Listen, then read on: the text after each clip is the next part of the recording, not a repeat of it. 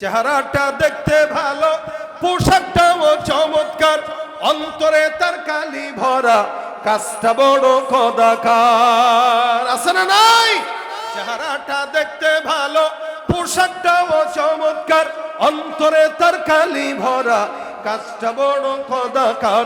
এই মানুষের ভিড়ে আজ আসল মানুষ নাই রে নাই, এই মানুষের ভিড়ে আজ আসল মানুষ নাই রে নাই। মানুষ দেখতে চলো এবার জাদু ঘরে যাই সবাই, হায় রে সাধের দুনিয়ায় মানুষ পাওয়া বড় দায়।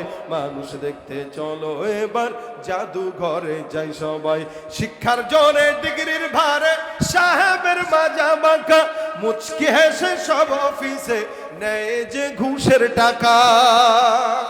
আচ্ছা বলেন, এই মাদ্রাসাগুলোয় যদি পড়তো এরা, শিক্ষা যত বেশি হোক, এখান থেকে দিন শিখার পরে ডাক্তারই হইতো, কসাই হয়ে জবাই করতে পারতো না।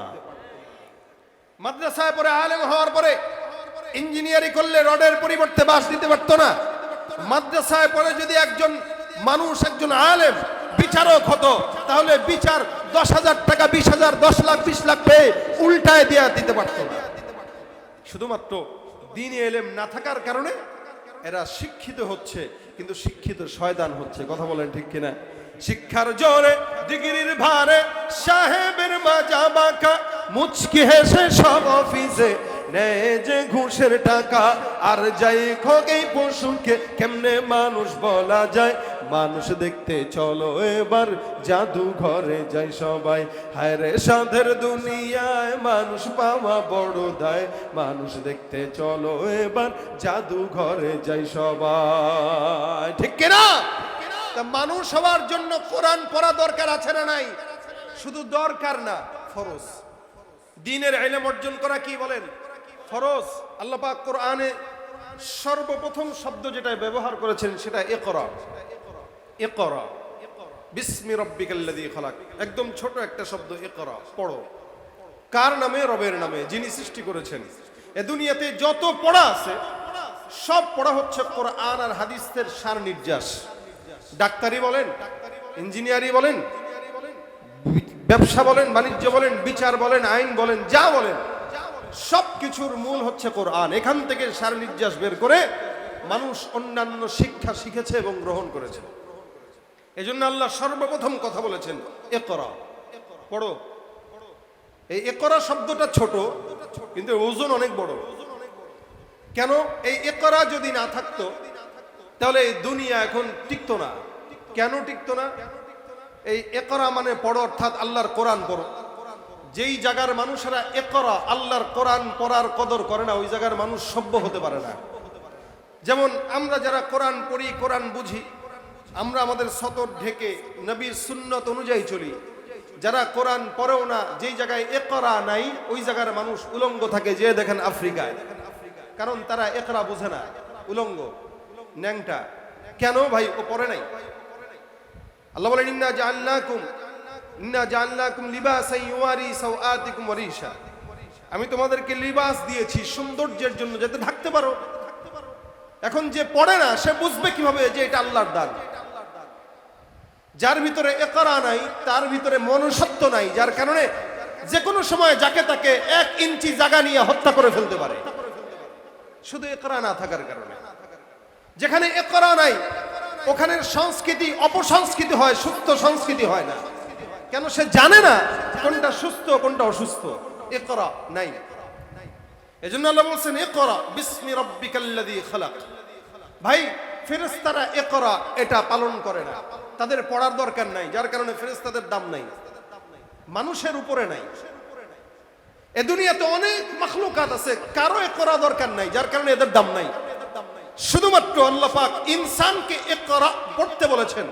আর এই ইকরা, আল্লাহর কোরআন পড়ার কারণে আশরাফুল মাখলুকাত আল্লাহ ইনসানকে বানাই দিয়েছে। শুধুমাত্র শব্দ একটা, ইকরা।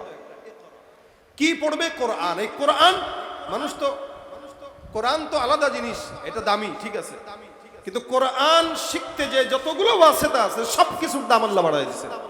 যেমন নাহু, সরফ, বালাগাত, এগুলো তো কোরআন শেখার জন্য একটা মাধ্যম, কিন্তু এগুলোর দাম কেন? বলে এরা কোরআন শিখতে সাহায্য করে। কাপড় তো কাপড়ই দোকান থেকে কিনলে অল্প দাম, কিন্তু এটা যখন গিলাফ হয়ে কোরআনের সাথে লেগে যায় তখন কাপড়ের দামও বেড়ে যায়। কাঠ তো সামান্য একটা কাঠ, কিন্তু এটা যখন রেহাল হয়ে কোরআনকে বহন করে তখন ওই কাঠের দাম বেড়ে যায়। জিবরিল আমিনের দাম ছিল না, কারণ নবীও না, ফেরেশতা নবীও না, রাসূলও না। কিন্তু কেন দাম? কারণ এই কোরআনটাকে বহন করে রাসূল পর্যন্ত পৌঁছায় দিয়েছে, এ কারণে দাম। অর্থাৎ কোরআন এটার সংস্রবে যারা গিয়েছে আল্লাহ পাক তাদের দাম বাড়ায় দিয়েছে। একটা মানুষ এমপি মন্ত্রী, এদের দাম নাই, কিন্তু একটা হাফেজে কোরআন 8 বছর 9 বছর কোরআনটাকে সিনার ভিতরে রাখার কারণে এই 7-8 বছরের বাচ্চার দাম আল্লাহ পাক জমিনে সবচেয়ে বেশি দিয়ে দিয়েছে, শুধুমাত্র কোরআনের কারণে। এই জন্য আল্লাহ বলছেন ইকরা ইকরা। এই কোরআনকে পড়ার আদেশ আল্লাহ পাক দিয়েন কেন? এটা যার ভিতরে আছে সে মানুষ, এটা যার ভিতরে নেই সে মানুষ না, সে মনুষ্যত্ব বজায় রাখতে পারে না শুধুমাত্র কোরআন না থাকার কারণে। আজকে সমাজে যত ইঞ্জিনিয়ার বলেন, ডাক্তার বলেন, যত কিছু বলেন, এরা এত এলোমেলো উল্টাপাল্টা কেন করে? একটা ব্যবসায়ী, সে ব্যবসায়ী হইতে পারে কিন্তু সে কোরআন পড়ে নাই, যার কারণে ব্যবসার ভিতরে 2 নম্বরই করে। ওয়াকটেনের সঙ্গে এখন ডিজেল পর্যন্ত মিশায়। কেন? ব্যবসা শিখছে, কোরআন পড়ে নাই। ও যদি কোরআন পড়ে ব্যবসা শিখতো তাহলে 2 নম্বরই করতে পারতো না। ও যদি কোরআন পড়ে রাজনীতি করতো তাহলে 2 নম্বরই রাজনীতি করতে পারতো না। ও যদি কোরআন পড়ে দুনিয়ার যত ইঞ্জিনিয়ার আছে ওগুলো শিখতো তাহলে কোরআন পড়ার কারণে ইঞ্জিনিয়ার হয়ে রডের পরিবর্তে বাঁশ দিতে পারতো না। কথা বলেন ঠিক কিনা? এটা হলো কোরআনের বরকত। কোরআন যার ভিতরে যায় কোরআন তাকে দামি বানায় তারপরে নিয়ে আসে। এই জন্য কোরআনের জ্ঞান আল্লাহ পাক রব্বুল আলামিন বলেন যারা জানে যারা জানে না তারা সমান না। এই ইমাম বুখারী রাহমাতুল্লাহ আলাইহি ওনার বুখারীতে একটা বাব রচনা করে দিয়েছেন, আলাদা একটা অধ্যায়, বাবুল ইলম ক্বাবলাল কওলি ওয়াল আমাল। যে কিতাবুল ইলম একটা আছে, যে মানুষ কথা বলবে কি, কাজ করবে কি, ওই কথা এবং কাজ করার আগে, বলার আগে সে যেন জ্ঞান অর্জন করে। কাজ করতে, রাজনীতি করতে গেলে এটা একটা জ্ঞান আছে। হযরত ওমর কিভাবে শাসন চালাইছেন ওই জ্ঞানটাও অর্জন করা জরুরি যদি রাজনীতি করতে হয়। আমাদের বাংলাদেশে অধিকাংশ মানুষ এই জ্ঞান না শিখার কারণে 2 নম্বরই রাজনীতি করে, 1 নম্বর রাজনীতি জানে না। অধিকাংশ মানুষ ব্যবসা করতে গেলে কিভাবে করলে, আম্মাজান খাদিজাতুল কুবরা কিভাবে করেছেন, নবী সাল্লাল্লাহু আলাইহি ওয়াসাল্লাম কিভাবে করেছেন, অন্যান্য ওসমান গনি কিভাবে ব্যবসা করেছেন, এটা শিখতে হবে। এই ব্যাপারে হাদিসও আছে, বাব আছে, আলাদা অধ্যায় আছে যে আগে শিখো তারপরে বলো, আগে শিখো তারপরে করো। যখন মানুষ কোরআন না শিখে এলোমেলো করে তখন তাকে আর মানুষ বলা যায় না, সে অমানুষের খাতায় নাম লেখায়। কথা বলেন ঠিক কিনা? চেহারাটা দেখতে ভালো, পোশাকটাও চমৎকার, অন্তরে তার কালি ভরা, কাজটা বড় কদাকার। আছে না নাই? চেহারাটা দেখতে ভালো, পোশাকটাও চমৎকার, অন্তরে তার কালি ভরা, কাজটা বড় কদাকার। এই মানুষের ভিড়ে আজ আসল মানুষ নাই রে নাই, এই মানুষের ভিড়ে আজ আসল মানুষ নাই রে নাই। মানুষ দেখতে চলো এবার জাদু ঘরে যাই সবাই, হায় রে সাধের দুনিয়ায় মানুষ পাওয়া বড় দায়। মানুষ দেখতে চলো এবার জাদু ঘরে যাই সবাই, শিক্ষার জোরে ডিগ্রির ভারে সাহেবের মাজা বাঁকা, মুচকি হেসে সব অফিসে নেয় যে ঘুষের টাকা। আচ্ছা বলেন, এই মাদ্রাসাগুলোয় যদি পড়তো এরা, শিক্ষা যত বেশি হোক, এখান থেকে দিন শিখার পরে ডাক্তারই হইতো, কসাই হয়ে জবাই করতে পারতো না। মাদ্রাসায় পরে আলেম হওয়ার পরে ইঞ্জিনিয়ারিং করলে রডের পরিবর্তে বাঁশ দিতে পারতো না। মাদ্রাসায় পরে যদি একজন মানুষ, একজন আলেম বিচারক হতো তাহলে বিচার 10,000 টাকা, 20,000, 10 লাখ, 20 লাখ পেয়ে উল্টায় দিয়ে দিতে পারতো না। শুধুমাত্র দ্বীনি ইলম না থাকার কারণে এরা শিক্ষিত হচ্ছে, কিন্তু শিক্ষিত শয়তান হচ্ছে। কথা বলেন ঠিক কিনা? শিক্ষার জোরে ডিগ্রির ভারে সাহেবের মাজা বাঁকা, মুচকি হেসে সব অফিসে নেয় যে ঘুষের টাকা।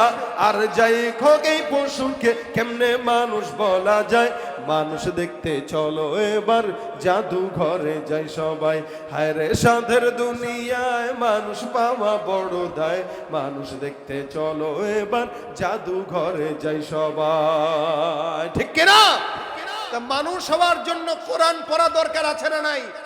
শুধু দরকার না, ফরজ।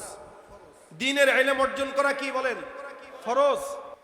দ্বীনের ইলম ভাই দেখেন, দুনিয়ার কোনো ডাক্তার হওয়া ফরজ না, ইঞ্জিনিয়ার হওয়া ফরজ না, বিচারক হওয়া ফরজ না, আইন আদালত এগুলোতে যাওয়া ফরজ না। একমাত্র ফরজ হলো কোরআন।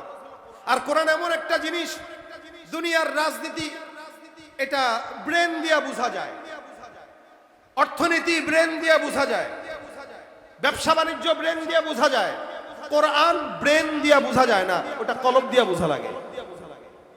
কারণ দুনিয়ার যত শিক্ষা এটা মানুষের দিমাগ থেকে আসে। একটা বিমান বানাইছে, তো এই বিমানটা কখনো মানুষের চিন্তার ফসল, কখনো উড়ে, কখনো আবার বাষ্টও হয়। কেন? মানবের চিন্তার ফসল। এটাতে সফলতাও আছে, ব্যর্থতাও আছে। কিন্তু কোরআনের জ্ঞান এটা আল্লাহর তরফ থেকে। আল ইলমু নূরুম মিন ইলাহি, এটা আল্লাহর একটা নূর, আল্লাহর সিফাত। এটার ভিতরে সফলতা ছাড়া ব্যর্থতার কোনো সুযোগ নাই। যার কারণে দুনিয়ার মানুষ তার বিবেক দিয়া, বুদ্ধি দিয়া যা বানায়, ওটায় কখনো সফলতা কখনো ব্যর্থতা। যার কারণে এটা দিমাগ দিয়া ঢুকে ভুল হয়। আর কোরআন এটা দিমাগের বিষয় না, এটা নফসের বিষয়, কলবের বিষয়। এটা যার কলব যত পরিচ্ছন্ন, তার কলবে আল্লাহ তত কোরআন ঢুকায় দেয়। কলবের বিষয় এটা। এটা দিমাগ দিয়ে আপনি যদি বলেন ভাই আমার ব্রেন আছে না, ব্রেন দিয়ে হাজার হাজার ছাত্র হেফজখানায় পড়ে, হাফেজ হইতে পারে না। হাজার হাজার। আমরা যখন হেফজখানায় পড়ি, আমাদের সাথে কত ছেলেরা ছিল, কয়জন হাফেজ হয়েছে, কয়জন মাওলানা পর্যন্ত পড়ছে। তো ব্রেন তো অনেক ছিল, মুমতাজ।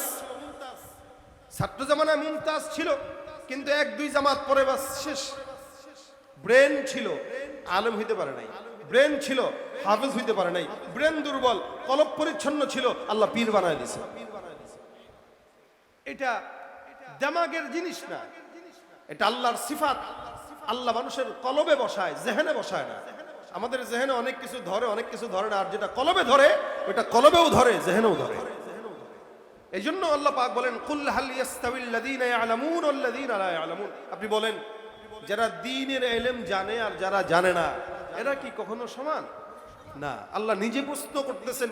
এটা একটা, এই সওয়ালের ভিতরে আল্লাহ পাক জবাব দিয়ে দিয়েছেন অটোমেটিক। আল্লাহ যদিও সওয়াল করতেছেন, কিন্তু এটার ভিতরেই জবাব আছে। এজন্য যারা জানে, যারা দ্বীনের জ্ঞান জানে না, এরা সমান না। আপনার সন্তানকে আপনি 5 জন আছে, 5 জনের 4 জনকে আপনি ইঞ্জিনিয়ার বানান, ডাক্তার বানান, উকিল বানান, ব্যারিস্টার বানান, একজনকে আলেম বানান। আপনি দেখবেন আল্লাহর কসম, 4 জন আপনার মরণের পরে জিন্দেগিতেও জানাজা কি বলে কবর জিয়ারতের সুযোগ পাবে না। বছরে একদিন হুজুর একটা ভাড়া করে 10,000 টাকা দিয়ে দোয়া করায় দিবে। আর যে আলেম হবে 5 ওয়াক্ত নামাজের পরে আপনার জন্য দোয়া করবে। এটা কি মিথ্যা না সত্য বলেন আপনারা? এটাই বাস্তব। 100% এর ভিতরে যদি আরো বেশি থাকে, এটাই বাস্তব। ওরা আপনাকে একটা হুজুরকে ভাড়া করে এনে একজন ডাক্তার বলবে দোয়া করেন। তা হুজুর আরেকজন ভাড়া করে 10,000 টাকা দিয়ে আপনার বাবার জন্য কতটুকু মহব্বত দিয়ে কান্দে বলেন? যতটুকু মহব্বত দিয়ে আপনি কাঁদতে পারবেন, ততটুকু মহব্বত আরেকজন আপনার বাবার জন্য কাঁদবে না, করবে না।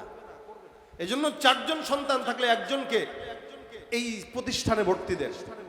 এখানে যোগ্য মুহতামিম, যোগ্য ওস্তাদরা আছে, ইনশাআল্লাহ আপনার সন্তান যোগ্য হবে ইনশাআল্লাহ।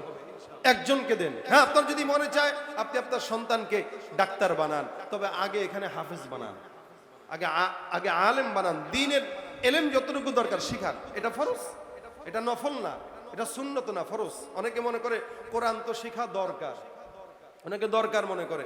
ও ভাই, জামা পরা দরকার, পাঞ্জাবি জুব্বাইটা পরা দরকার, কিন্তু প্যান্ট যদি কেউ দরকার মনে করে, আর এই প্যান্টটারে খুইরা যদি একটু ঘুরান দেয় এখান দিয়ে, আপনারা তারে কি বলবেন বলেন?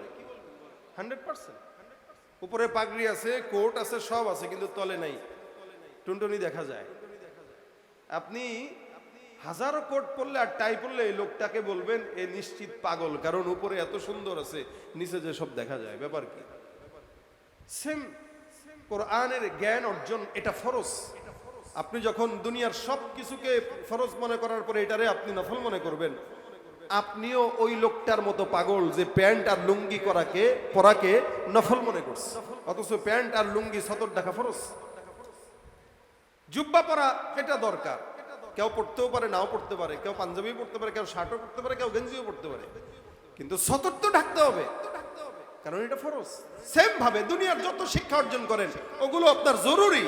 কোরআন জরুরি না, কোরআন ফরজ, এটা করতেই হবে। কতটুকু? যতটুকু পড়লে দ্বীনের উপরে চলা যায়। এই জন্য অন্তত দ্বীনের উপরে চালানোর জন্য আপনারা এই মাদ্রাসায় আপনার বাচ্চাকে দেন। যারা বাচ্চাকে দিতে পারেন নাই, কোনো সমস্যা নাই, আপনার বয়স হয়ে গেছে 60, আপনি আসেন, হোজাইফিকে বলেন যে মোহতামিম সাহেব হুজুর, আমরা তো মুরব্বীরা সারা জিন্দেগি কোরআন পড়তে পারি নাই, আপনি আমাদের জন্য একটা মুরব্বী কোর্স ব্যবস্থা করে দেন, একটা মুরব্বীদের কোর্স দেন যেখানে 10 জন 15 জন আমরা পড়বো। হ্যাঁ, আলহামদুলিল্লাহ, দেখছেন বললাম না যোগ্য, এ বলা লাগে না, যোগ্য লোক আইসা যেগুলো যেগুলো দরকার এগুলো এমনিই করে। আলহামদুলিল্লাহ, এখন যেহেতু কোর্স আছে আপনারা শিখবেন, কথা কয় না নাকি শিক্ষার ইচ্ছা নাই? আপনারা কি এই এলাকার না বাহিরে? এলাকার এলাকার এলাকার কারা কারা হাত তুলেন তো ইনশাআল্লাহ। এলাকার কারা কারা? মাশাআল্লাহ সবাই। যারা কোরআন পারেন তো পারেন, যারা পারেন না আপনারা শিখবেন, আর যারা পারেন তাদেরও শেখা উচিত, কারণ কি কোয়ালিটি যে পারেন এটা আমরা শুনলেই না বুঝি কোন কোয়ালিটির যে পারেন। আপনাদের মহিলাদেরকেও বলবেন যে হুজুরকে বলবেন যে একটা জায়গা রাখেন, একটা রুম রাখেন, যেটা আমাদের মা বোনরা, আমাদের বাচ্চা মেয়েরা এখানে এসে শিখতে পারবে, ব্যবস্থা করতে বলেন। যোগ্য লোক যে কোনো জিনিস আপনার তার থেকে আদায় করে নিতে পারবেন। আমার কথা হলো আপনি আপনার জায়গায় থেকে আপনি শিখেন, আপনার শিখা দরকার। আপনি শিখা এটাকে ফরজ মনে করে শিখেন, এটারে খামখেয়ালি ভাবে শিখেন না। আপনার বাচ্চাকে না শিখাইতে পারেন, নিজে শিখেন। নিজে শিখতে পারেন নাই, ভাতিজাকে শিখান, ভাতিজাকে শিখাইতে পারেন নাই। এই মাদ্রাসায় 72 জন 75 জন ছাত্র আছে, এখন 70 থেকে 80 জন ছাত্র। এখানে দেখেন কে এতিম, ওই এতিমের দায়িত্ব নিয়ে নেন হাফেজ হওয়া পর্যন্ত, এটা আপনার দায়িত্ব। তা আপনি যদিও আপনার সন্তানকে হাফেজ বানাইতে পারেন নাই, কিন্তু এই একটা ছেলেকে হাফেজের দায়িত্ব বানায় নিলেন, নিয়ে নিলেন, তো আপনি সারা জিন্দেগি ইনশাল্লাহ ওই ছেলে আপনাকে না নিয়ে জান্নাতে যাবে না, অবশ্যই নিবে। সেটাও যদি না পারেন তাহলে আর কি বলবো, তাহলে মাঝে মাঝে আইসা একটু বুঝলেন যে হুজুর মাদ্রাসা ভালো মতো চলতেছে আলহামদুলিল্লাহ, এতটুকু খোঁজ নিয়েন। অন্তত এটা বললেন না উড়ে আইসা জুড়ে পড়ছে, এত বড় প্রতিষ্ঠান করছে, আমাকে নজরে লাগতেছে, কি করে পড়ালেখা হয় না, এই খোঁচাখুচি এগুলো করবেন, নিজের দহনে নিজে পড়বেন, হোজাইফির কিচ্ছু হবে না, আর এখানে যারা আছে এদেরও কিচ্ছু হবে না ইনশাআল্লাহ। বরং আপনার জ্বলা যত বাড়বে, আল্লাহ পাকের কোরআনের আলো এখানে তত বেশি জ্বলবে। আপনার জ্বলা যত বাড়বে কোরআনের আলো তত জ্বলবে। এই জন্য এই জায়গাটা যেহেতু হয়ে গেছে, আমরা চেষ্টা করব কোরআন শিখতে ইনশাআল্লাহ। নিজে শিখবো, অন্যকে শিখাবো, কারণ দুনিয়াতে সবচেয়ে বেশি দামি তারা যারা কোরআন নিজে শিখে অন্যকে শিখায়। হযরত আবু যর গিফারি রাদিয়াল্লাহু তাআলা আনহু উনি বর্ণনা করেন যে আমার গলায় যদি কেউ ছুরি ধরে, আমার গলায় যদি কেউ ছুরি ধরে অথবা তরবারির আঘাত ধরে দিয়ে বলে তোমারে হত্যা করব, হযরত আবু যর গিফারি রাদিয়াল্লাহু তাআলা আনহু বলেন ওই মুহূর্তেও আমি সময় যদি পাই 5 সেকেন্ড, আমি আমার রাসূলের বাণী কাউরে না কাউরে শিখায় তারপরে মরব। সুবহানাল্লাহ ওয়া বিহামদি, কত বড় হাদিস। ওই মুহূর্তেও আমি আমার নবীর হাদিস অন্য কাউকে শিখাবো, বাল্লিগু আন্নি ওয়ালাউ আয়া। নবী বলেন আমার তরফ থেকে একটা বাণীও যদি হয় পৌঁছায় দাও, একটা বাণী পৌঁছায় দাও। হযরত আবু যর বলেন আমার যদি ওই সময় হয় যে মরার আগ পর্যন্ত একটা সেকেন্ড সময় পেয়েছি, ওই সময়টাও আমি বলবো যে আমার নবী এই কথা বলেছেন, নবী এই কথা বলেছেন। তারা দ্বীনের ইলম প্রচারকে কত বড় দায়িত্ব নিয়ে নিছে, আর আমরা দ্বীনের ইলমকে সবার নিচে রাখি, কোরআনকে সবার নিচে রাখি, মনে করি এটা শিখলে আর কয় টাকা বেতন পায়, কয় টাকা কি হয়, এগুলো আমাদের মাথার ভিতরে। এজন্য এই সমস্ত ভ্রান্ত চিন্তা আগে ছিল, এখন আর নাই। এখন অসংখ্য বড় বড় মানুষ যারা সরকারি চাকরিজীবী, যারা অনেক বড় শিক্ষিত, এরাও তাদের সন্তানদেরকে মাদ্রাসায় দেয়, কোরআন শিখায়, কোরআন শিখায়। সুতরাং ভাইরা আমার, আপনারাও আপনাদের সন্তানদেরকে কোরআন শিখাবেন। আল্লাহ পাক ইকরা বিসমি রাব্বিকাল্লাযী খালাক বলে কোরআনের সবার প্রথম এই আয়াতটা নাজিল করে আল্লাহ বান্দাকে কোরআন শিখাকে মানুষ হওয়ার জন্য বলেছেন। আর রহমান আল্লামাল কোরআন খালাকাল ইনসান। আল্লাহ বলেন মানুষকে শিখিয়েছেন, তারপরে মানুষ সৃষ্টি করেছেন। আগে মানুষ শিখিয়েছেন বলছেন, পরে সৃষ্টি করেছেন বললেন, অথচ আগেই না সৃষ্টি করছেন, পরেই না শিখাইলেন।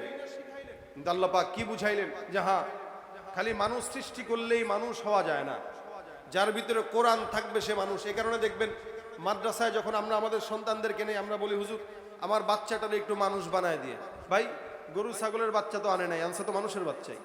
এরপরে বলতেছে আমার সন্তানটারে মানুষ বানান। কেন? এখন মানুষ হয় নাই, মানুষের লেভেলে আছে, মানুষের জন্মগ্রহণ করছে, কিন্তু কোরআন শিখার পরে প্রকৃত মানুষ হবে। আল্লামাল ইনসান, আল্লামাল কোরআন খলাকাল ইনসান। আল্লাহ আগে কোরআন শিখিয়েছেন, এই কোরআন শিখার মাধ্যমে একটা মানুষ পূর্ণাঙ্গ মানুষে রূপান্তরিত হয়।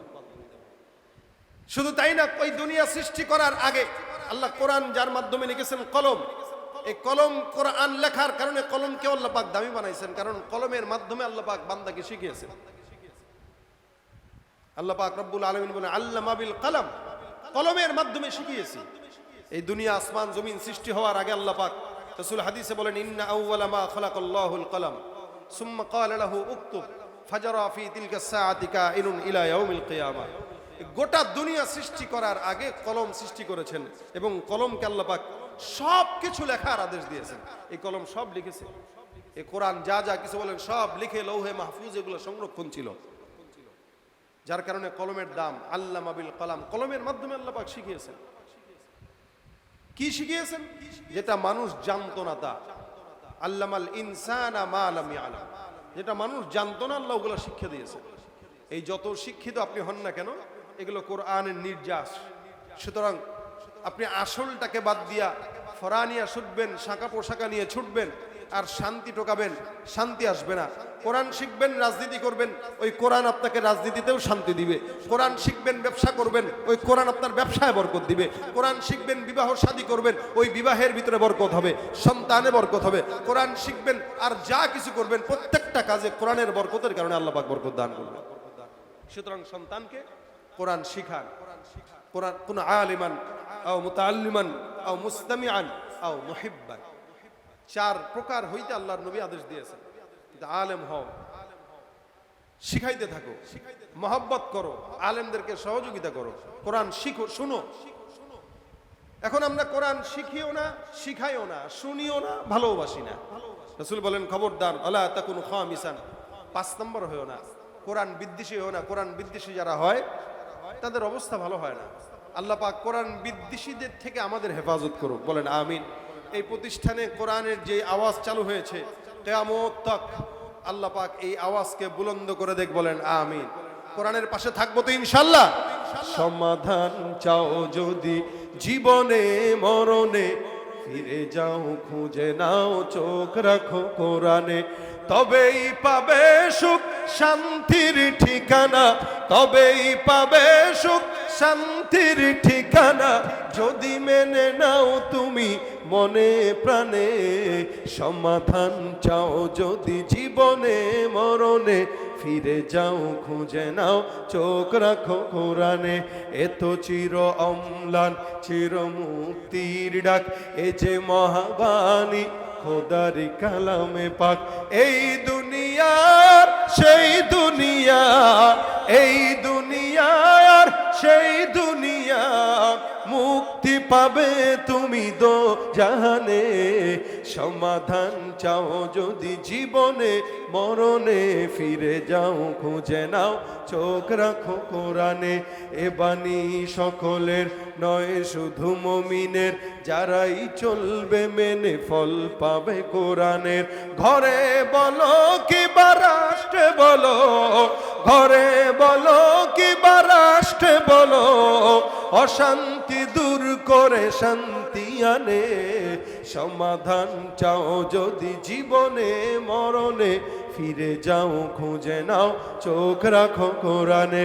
সমাধান চাও যদি জীবনে মরণে, ফিরে যাও খুঁজে নাও চোখ রাখো কোরআনে। তাহার পরশ পেয়ে পাথর হলো সোনা, সন্দেহ ভুল নেই যার একটি কণা। এ যে এক বিপ্লব, পিছে ফেলে যত সব এগিয়ে চলে সে অগ্রপানে। সমাধান চাও যদি জীবনে মরণে, ফিরে যাও খুঁজে নাও চোখ রাখো কোরআনে। সমাধান চাও যদি জীবনে মরণে, ফিরে যাও খুঁজে নাও চোখ রাখো কোরআনে। সমাধান ও সমাধান, আল্লাহ সব কিছুর সমাধান কোরআনে দিয়েছেন।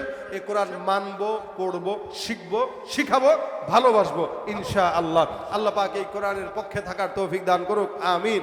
এই মাদ্রাসাকে আল্লাহ পাক কবুল করুক, আমিন। শেষ তো। আমার সাথে আওয়াজ দিয়ে একটু আপনারা গাবেন। আমি শুরুতেই বলেছি আজকে যারা এখানে আসছেন এনাদেরকে আপনারা ওবায়দুর রহমান হোজাইফির মাধ্যমে পেয়েছেন। আপনারা তার জন্য একটা জোরে সোরে মারহাবা দেন, আরো জবান খুলে মারহাবা। আমাদের থেকে আপনারা অনেক কিছু নিতে পারবেন, তাই না? আপনাদের স্বতঃস্ফূর্ত আওয়াজে আমার সঙ্গে গান। ইশকে নবী জিন্দাবাদ, ইশকে নবী জিন্দাবাদ বলবেন আওয়াজ দিয়া। ইশকে নবী, ইশকে নবী, ইশকে নবী জিন্দাবাদ, ইশকে নবী জিন্দাবাদ। আমার মনে ভুবন জুড়ে উঠলো যখন চাঁদ, তারার মিছিল কোরাস ধরে বলল মোহাম্মদ। আমার মনের ভুবন জুড়ে উঠলো যখন চাঁদ, তারার মিছিল কোরাস ধরে বলল মোহাম্মদ। ঝিঝির দোলেও দরুদ সুরে নামলো খুশিরাত দুপুরে, ঝিঝির দোলেও দরুদ সুরে নামলো খুশিরাত দুপুরে। সেই খুশিতে জাগলো ধরা, চললো আমার পরম্পরা।